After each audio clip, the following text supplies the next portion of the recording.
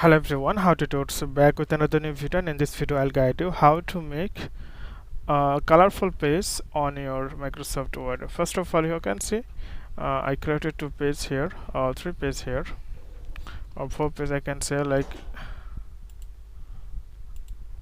four pages here. So I want to make all pages are colorful. So what you need to do, you need to click here design, and you can see the page color. Simply click page color and you'll get here a lot of color, so you can choose, or you can choose more color, then you can get here, or if you have a color code, then you can give the color code here. For example, I just keep it this. Okay, so you can see all the pages are colorful now, so you can make a colorful page on your Microsoft Word. So friend, today's no man, see you in the next video.